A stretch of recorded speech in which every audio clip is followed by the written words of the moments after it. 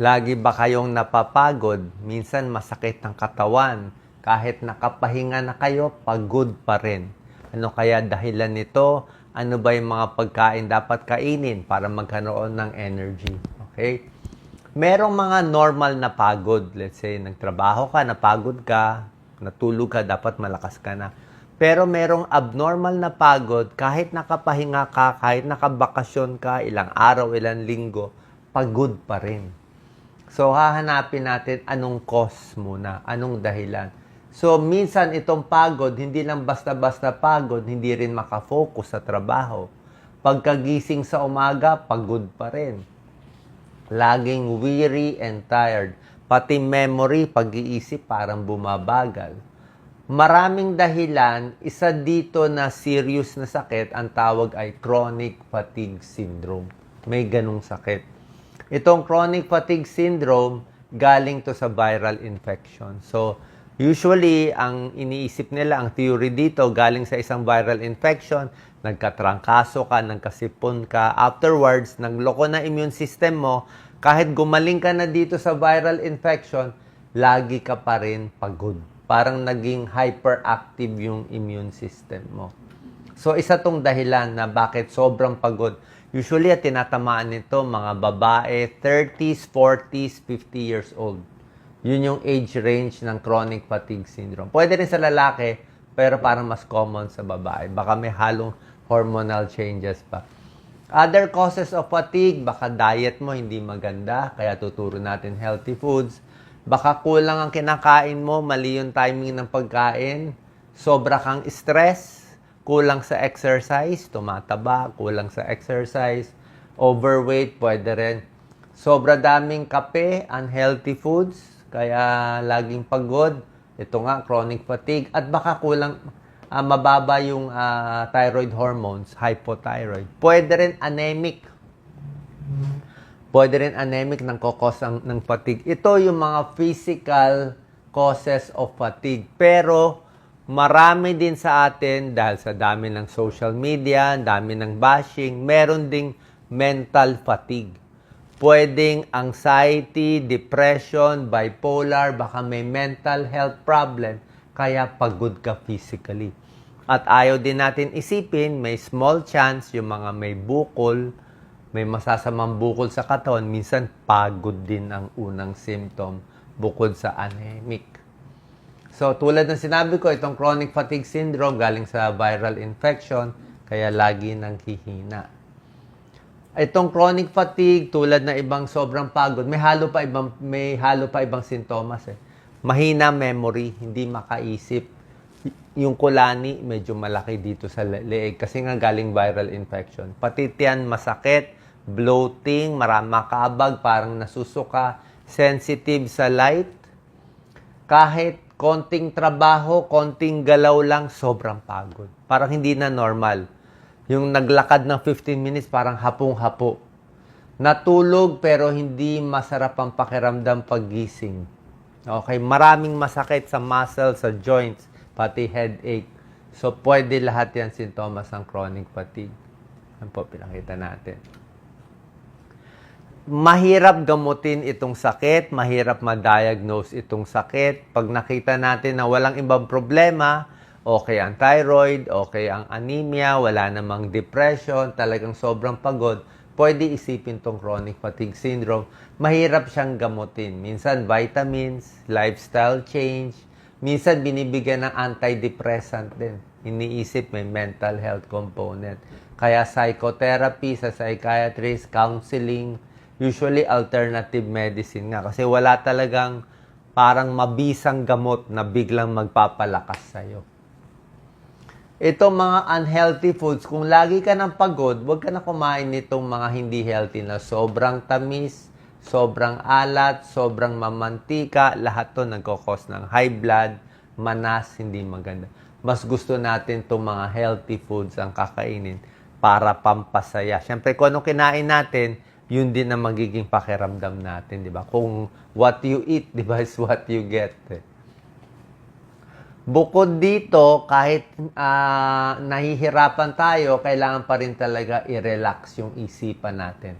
Baka meron kayong binabagabag sa utak. Minsan, binabangungot kayo. Meron kayong kaaway pag natutulog. Ibig sabihin, meron kang kinakagalit, meron kang kinaiinggitan, baka kino-compare mo sarili mo sa iba. So, merong mental health inis o galit na nararamdaman, pwede mag-cause ng fatigue. Kaya kahit matulog, hindi maayos. Kailangan malabas mo itong mga basura sa utak natin. Baka dehydrated ka, at least dapat hydrated ka, di ba? 8 to 10 glasses of fluid or water in a day. Kasi pag dehydrated, sumasakit din ang ulo. May brain fog din, hindi rin makaisip maigi pag dehydrated. Healthy foods, pilit pa rin mag-exercise, di ba? Yung iba sasabihin, Dok, pagod na ako, hindi na ako makagalaw. Actually, ito yung tips na baliktad. Kung kailan kang pagod na pagod, pero kung nakatulog ka naman, pagod na pagod ka, pilit pa rin maglakad-lakad. Pilit pa rin mag-exercise. Baka pag naarawan ka konti, na umpisahan mo yung lakad mo, after 10-15 minutes, baga sa kotse, na warm up ka na, lalakas ka na ulit eh. So kahit pagod, pilit pa rin gumalaw-galaw. Iwas sa mga bagay na nakaka-stress. Huwag din damihan yung mga meetings at i-overbook ang sarili. Diba? Baka na-stress ka sa mga mangyayari in the future. May mga pagkain nakakatulong. Okay? Ordinary pagod, ganito. Okay? Ito hindi na ordinary pagod. Ibig sabihin, kahit nakapahinga, psychologically, hindi ka pa rin happy, baka anemic, may heart problem, may thyroid problem, baka obesity, o baka yung chronic fatigue syndrome. 12 foods na nakakatulong, isda. Maraming fish oil, maraming omega-3 fatty acid. Isda, pampasaya yan eh. Okay, maganda sa puso, maganda sa palpitasyon, 'di ba? Mas healthy siya, mas hindi magbabara yung ugat sa puso. Yan, parang mga fish oil supplement. So isda nagpapasaya. Spinach and kangkong, green leafy vegetables, lahat ng gulay. Bakit maganda? Maraming iron. Baka anemic ka, kulang ka sa iron. Maraming fiber, gaganda ang pakiramdam mo sa tiyan, 'di ba? May anti-cancer properties, mga bukol, gaganda pag dumi mo, 'di ba? Kasi high fiber siya. Tubig, sinabi ko, para sa brain fog, migraine at headaches.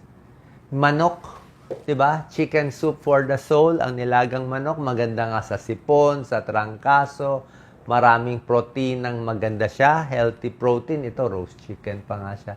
May pag-aaral siya, good for mental fatigue, maraming antioxidant. Maraming mga vitamins, vitamin B12, copper, iron, and zinc ang manok.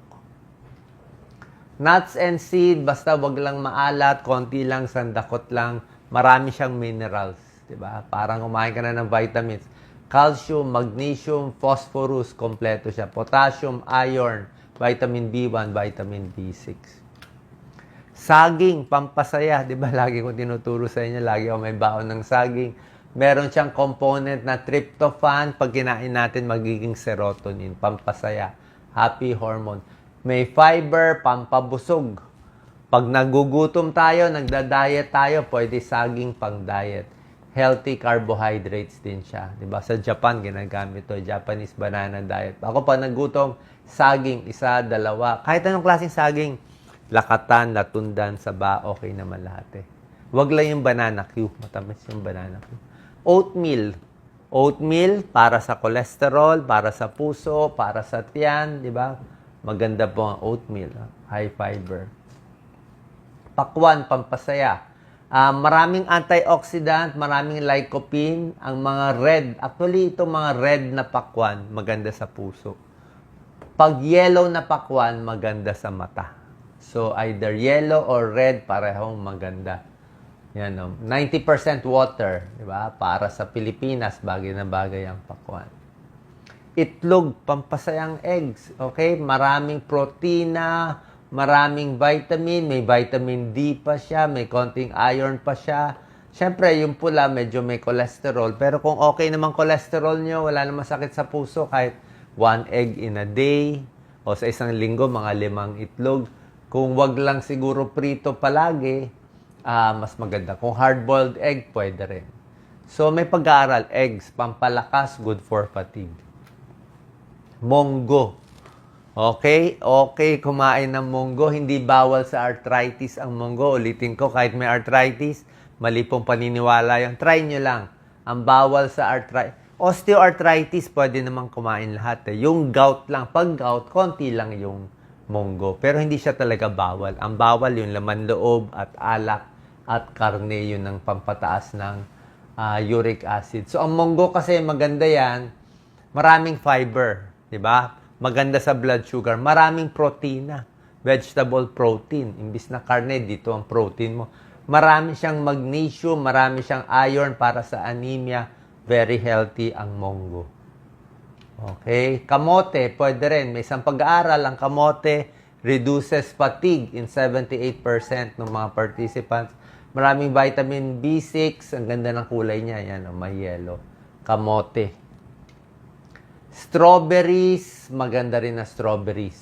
Okay? Para sa fatigue, maraming vitamin C. Para ma-absorb yung iron, kailangan may vitamin C. Hindi ganun katamis, hindi ganun kataas ang glycemic index. Pwede sa may diabetes, kasi nga hindi siya ganun katamis. Kung mga Baguio strawberries, pwede yan. So, finally, mahirap talaga gamutin tong fatigue. Tingnan natin kung ano dahilan. Baka mental ba yung cause ninyo? Ayusin natin yung mental health. Pagkain ba ang problema? Ayusin natin yung pagkain. Anemic ba yung problema? Pa-check yung blood test kung anemic. Thyroid ba yung problema? Ayusin yung kinakain. Kulang ba sa exercise? Nagkakaedad ba? Nagkakaedad ba? Mahina na ba muscle? Kaya napapagod? Kulang ba sa ehersisyo? Pwede rin yan. Kulang ba sa araw? Morning, afternoon sun? Kulang ba sa goal sa buhay? Kulang ba sa pahinga? O baka nasobrahan ng sugar at kape? Lahat ito factors para malunasan natin ang pagod. Salamat po.